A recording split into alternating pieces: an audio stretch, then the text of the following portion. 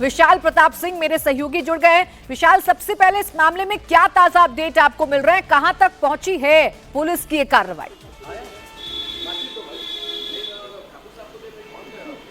देखिए प्राची, जो ताज़ा अपडेट है वो ये है कि 2 बजे के बाद जो सभी आरोपी हैं, 8 आरोपी हैं, उनको लेकर के अयोध्या पुलिस जो है वो सेशंस कोर्ट यानी कि जिला एवं सत्र न्यायालय है अयोध्या की, वहां पर जाएगी और उसके बाद कोर्ट को इस पूरे मामले की जो अब तक की कार्रवाई है, अब तक का जो इन्वेस्टिगेशन है, अब तक की जो पूछताछ है और अब तक की जो बरामदगी है, उन सब के बारे में न सिर्फ जानकारी देगी बल्कि ये भी कोर्ट को बताएगी अयोध्या पुलिस कि किस लिए इन आरोपियों की अब उसको अगर कस्टडी की जरूरत है तो वो भी बताएगी और अगर जरूरत नहीं होती है तो उस बात की भी जानकारी देगी। लेकिन इस पूरे मामले में जो सबसे इंपॉर्टेंट बात है वो ये है कि टिन्नू यादव को अब से कुछ देर पहले अयोध्या पुलिस बाकायदा उसके हॉस्टल में लेकर के गई है, वहां पर कुछ चीजों की बरामदगी की गई है और टिन्नू यादव को जिस दौरान हॉस्टल में लेकर के गई है पुलिस, उस दौरान ये बताया जाता है कि कुछ चीजों को वहां से उठाया भी गया है सबूत के तौर पर। अब ये सबूत कौन से हैं, कितना इसका फायदा होगा, इन्वेस्टिगेशन में कितना लीड मिलेगी और आगे की इन्वेस्टिगेशन कैसे आगे बढ़ेगी, ये सारे सवाल अयोध्या पुलिस फिलहाल अपने साथ रखी हुई है। लेकिन बड़ी बात यही है कि टिन्नू यादव के साथ साथ बाकी आरोपियों की अलग अलग पूछताछ हुई है, सबको आमने सामने बैठा के पूछताछ हुई है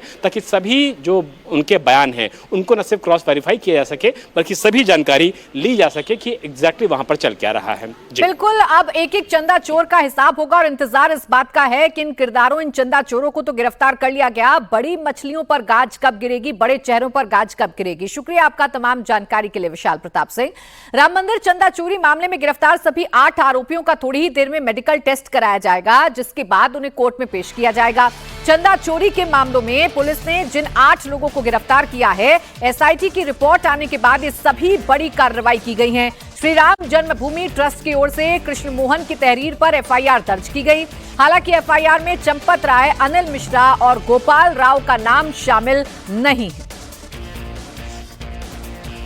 अयोध्या में चढ़ावा चोरी को लेकर के जो एफआईआर दर्ज की गई है वो अयोध्या के इसी राम जन्मभूमि थाने में पंजीकृत हुई है और ट्रस्ट की तरफ से जो शिकायत दी गई उसके बाद 8 आरोपियों के खिलाफ न सिर्फ मुकदमा दर्ज किया गया है राम जन्मभूमि थाने में, बल्कि अयोध्या पुलिस ने इस मामले में 8 गिरफ्तारी भी कर ली है, जिसमें चंपत राय का सबसे करीबी कहा जाने वाला रामशंकर यादव उर्फ टिन्नू यादव भी शामिल है। साथ साथ अनुकल्प मिश्रा की बात कर लिया जाए, लवकुश मिश्रा की बात कर लिया जाए या सुभाष श्रीवास्तव की बात कर लिया जाए, जिसके पास इस कैश को निगरानी करने की जिम्मेदारी थी, साथ ही साथ कैश को काउंट करवाने की जिम्मेदारी थी। और इंडिया टीवी के पास जो सोर्सेस के जरिए कंफर्म जानकारी है वो ये है कि ट्रस्ट को इस बात की जब जानकारी हुई कि चंदे में चोरी हो रही है, चढ़ावे में चोरी हो रही है, तो ट्रस्ट ने उस काउंटिंग सेंटर के अंदर बाकायदा एक हिडन कैमरा लगवाया और हिडन कैमरा लगवाने के बाद जो लोग अंदर चोरी कर रहे थे उनकी गतिविधियों को पूरी तरीके से रिकॉर्ड किया। और रिकॉर्डिंग करने के बाद ये बात सामने आई कि न सिर्फ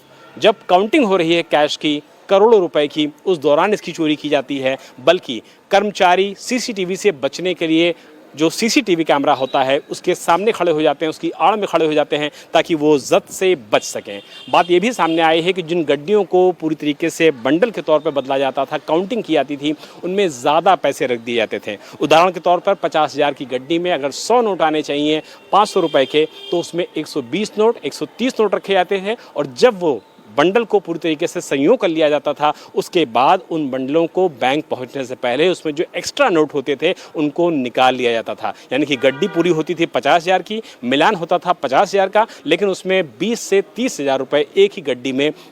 मार लिए जाते थे। तो ऐसे में ये पूरा जो चंदा चोरी का मामला है ये कितना बड़ा है, कब से किया जा रहा था, साल से किया जा रहा था, 2 साल से किया जा रहा था, कुंभ से पहले से किया जा रहा था या कब से किया जा रहा था, ये एक बड़ा सवाल है। और इसीलिए इस पूरे मामले में न सिर्फ 8 आरोपियों को साथ बैठा करके पूछताछ की गई है, बल्कि इन सभी के जो बयान हैं वो अलग अलग भी किए गए हैं ताकि सभी के बयानों को क्रॉस वेरीफाई किया जा सके। अयोध्या पुलिस इस पूरे मामले में आरोपियों के मेडिकल कराएगी, मेडिकल कराने के बाद इन सबको कोर्ट में पेश किया जाएगा और उसके बाद ये हो सकता है कि अयोध्या पुलिस इनकी कस्टडी रिमांड की भी अर्जी दे। अब ये देखना दिलचस्प होगा कि इस पूछताछ में क्या निकला है, किस तरीके से कार्रवाई आगे बढ़ती है, जांच आगे बढ़ती है। लेकिन सबसे बड़ा सवाल यही उठता है कि ट्रस्ट के जो बड़े पदाधिकारी हैं उन पर कार्रवाई कब होगी, उनका इस्तीफा कब होगा, क्योंकि लापरवाही की बात कह देने से सिर्फ मामला खत्म नहीं होता। इसलिए सबकी निगाहें लगी हुई हैं कि एसआईटी की संस्तुति के बाद आज अयोध्या में किस तरीके का डेवलपमेंट देखने को मिलता है।